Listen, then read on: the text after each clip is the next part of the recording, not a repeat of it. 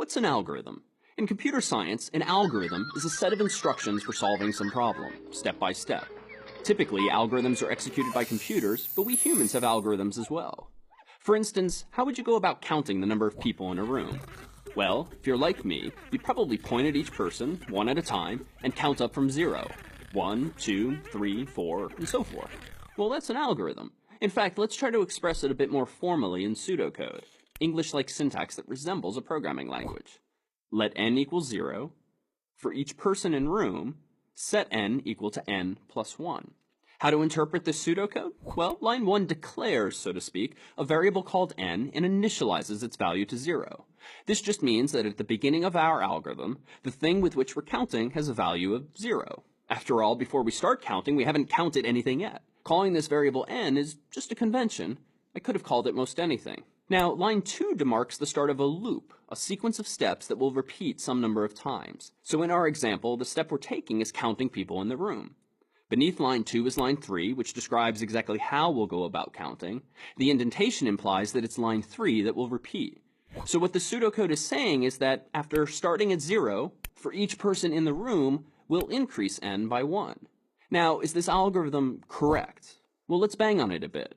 Does it work if there are 2 people in the room? Let's see. In line 1, we initialize n to 0. For each of these 2 people, we then increment n by 1. So on the first trip through the loop, we update n from 0 to 1. On the second trip through that same loop, we update n from 1 to 2. And so, by this algorithm's end, n is 2, which indeed matches the number of people in the room. So far, so good. How about a corner case, though? Suppose that there are 0 people in the room, besides me, who's doing the counting. In line 1, we again initialize n to 0. This time, though, line 3 doesn't execute at all, since there isn't a person in the room, and so n remains 0, which indeed matches the number of people in the room. Pretty simple, right? But counting people one at a time is pretty inefficient too, no? Surely we can do better. Why not count 2 people at a time? Instead of counting 1, 2, 3, 4, 5, 6, 7, 8, and so forth, why not count 2, 4, 6, 8, and so on? It even sounds faster, and it surely is. Let's express this optimization in pseudocode. Let n equal 0. For each pair of people in room, set n equal to n plus 2. Pretty simple change, right? Rather than count people one at a time, we instead count them 2 at a time. This algorithm's thus twice as fast as the last. But is it correct? Let's see. Does it work if there are 2 people in the room? In line 1, we initialize n to 0. For that one pair of people, we then increment n by 2. And so by this algorithm's end, n is 2, which indeed matches the number of people in the room. Suppose next that there are 0 people in the room. In line 1, we initialize n to 0. As before, line 3 doesn't execute at all, since there aren't any pairs of people in the room. And so n remains 0, which indeed matches the number of people in the room. But what if there are 3 people in the room? How does this algorithm fare?